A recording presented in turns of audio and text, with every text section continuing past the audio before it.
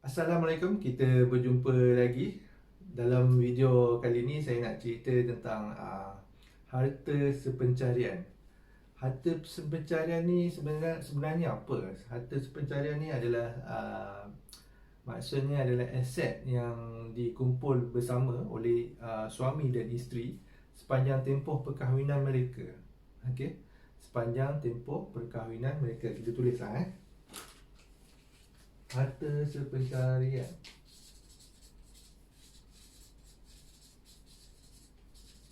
Iaitu aset yang dikumpul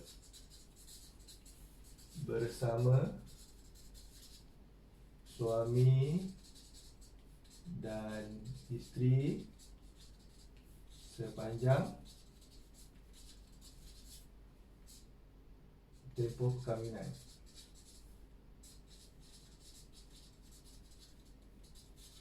Okey, nak buat harta sepencarian boleh buat dengan syarikat amanah seperti Asalihin Trustee Berhad. Asalihin Trustee Berhad.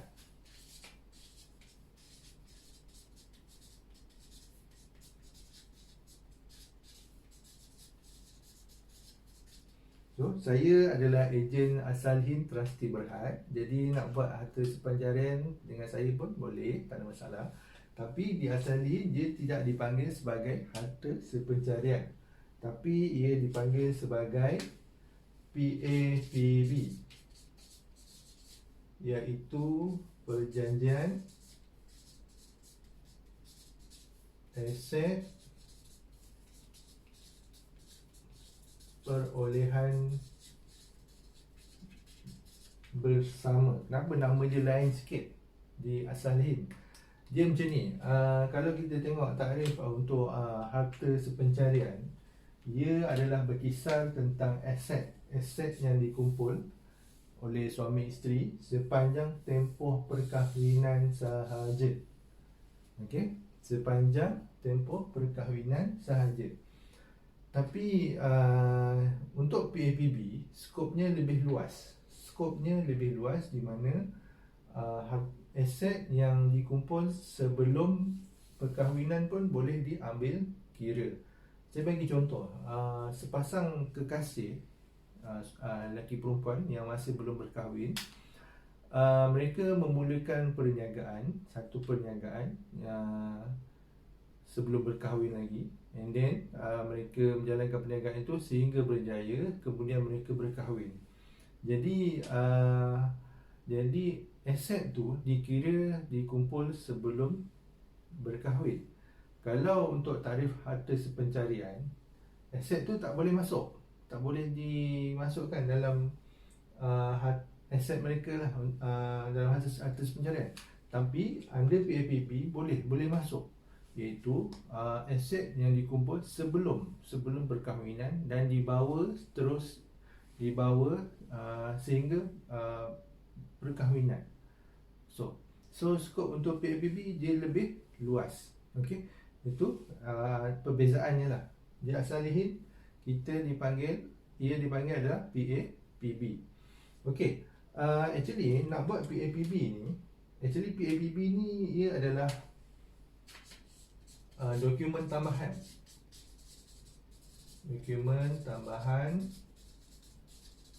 kepada wasiat. Maksudnya macam ni, kalau nak buat PAPB perlu buat wasiat dulu, dan yang kedua baru buat PAPB. Okey, so PAPB ni sebenarnya suami je yang perlu buat. Suami perlu buat, isteri tak perlu buat. So maksudnya kalau nak buat PAPB, suami perlu buat wasiat dan juga kemudian baru boleh buat PAPB. Kenapa perlu buat wasiat dulu? Di wasiat ada satu section di mana ada lantikan wasi.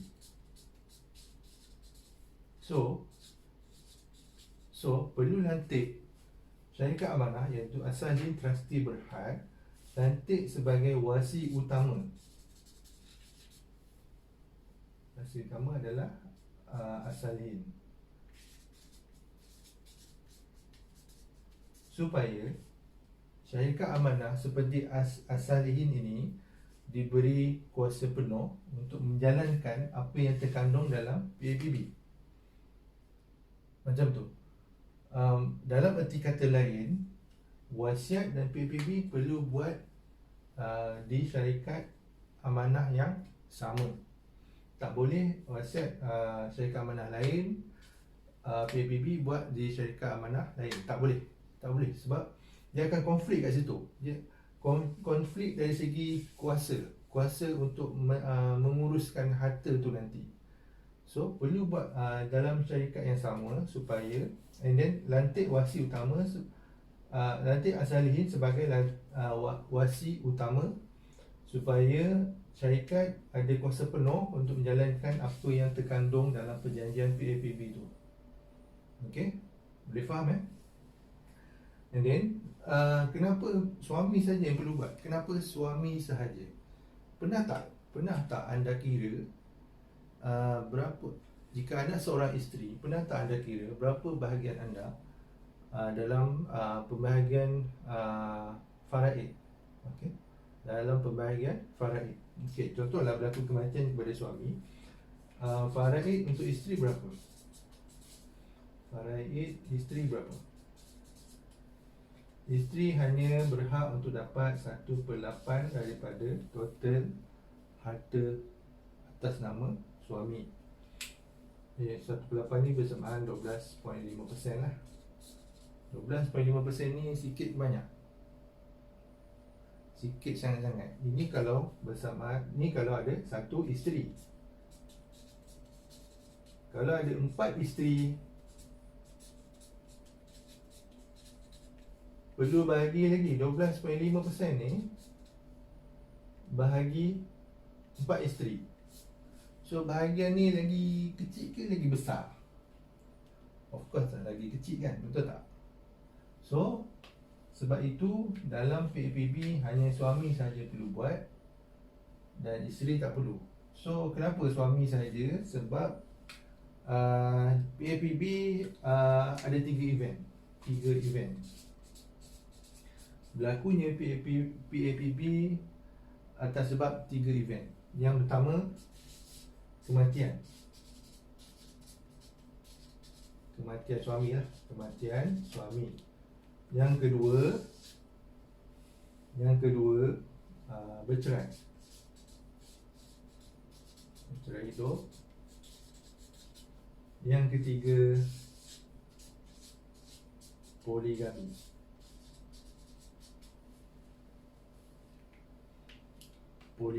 Okay? Jika berlaku salah satu event ini, harta yang aset ataupun aset yang tergandung dalam PAPB akan bertukar hak milik kepada isteri. Contohnya macam ni. Dalam PAPB, suami nyatakan rumah atas nama suami. Okey, rumah atas nama suami. Okey, sebagai contoh, rumah. And then suami kahwin lain, kahwin kali kedua, contohlah isteri kedua, kahwin kali kedua. Tadi isteri pertama lah, beli dengan rumah ni dengan isteri pertama.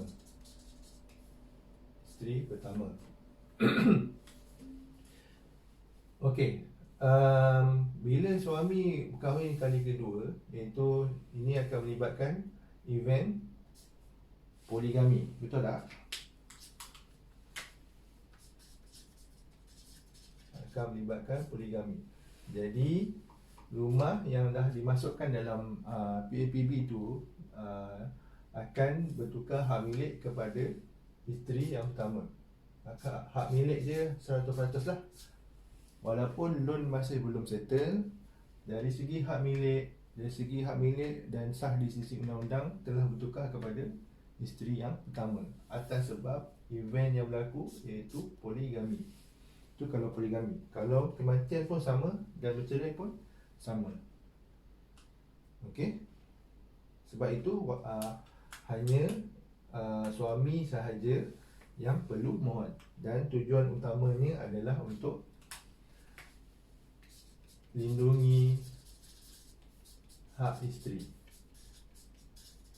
Kenapa hak isteri ni perlu dilindungi? Tadinya lah yang bahagian isteri ni sikit sangat. Okey, sikit sangat. Sikit sangat. Kalau berlaku kematian dapat 12.5%. Itu kalau satu isteri. Kalau banyak isteri, bahagi lagi bilangan isteri. Okey. So, untuk nak lindungi hak isteri, disarankan buat PAPB. PAPB ni. So, nak buat PAPB perlu buat wasiat dulu. Lantik as-salihin sebagai wasi utama, supaya as-salihin ada kuasa penuh untuk menjalankan apa yang terkandung dalam PAPB tu. Okey. Okey, dari segi kos, saya terus bagi tahulah supaya anda boleh pertimbangkan. Dari segi kos, wasiat dari RM 1,400 bergantung pada jumlah aset. Bergantung pada jumlah aset dan juga jumlah arahan yang anda sertakan dalam wasiat. So, dia minimanya adalah 1,400. Sekali bayar sahaja, tak ada bulan-bulan, tak ada tahun-tahun, tak ada. Okey. Yang kedua, kos untuk PAPB. PAPB terpecah pada dua lah kos dia. Pun sama. Dari RM 1250 untuk monogami, iaitu satu isteri lah, ataupun dari RM ada tambahan RM200 jadi 1450. Jadi sekiranya melibatkan poligami. Okey. Itu dari segi kosnya. So, katakanlah jika suami nak lindungi hak isteri dari segi harta faraid ni, pembahagian faraid ini, buatlah PAPB. Ataupun jikalah suami tiba-tiba cakap nak kahwin lain, so pada isteri ialah kahwin lain ni dia satu yang sunnah lah kan, tapi biar adil lah, biar adil. And then isteri persiapkan diri dengan PAPB supaya hak anda dilindungi. Okey, simple saja. Ini simple saja, simple sangat.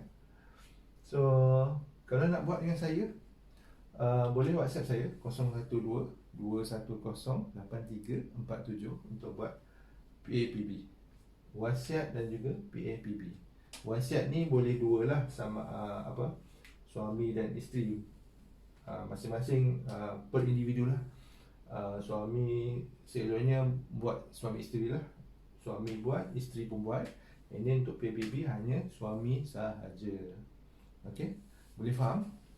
Boleh faham Kalau tak faham boleh WhatsApp saya 012-210-8347.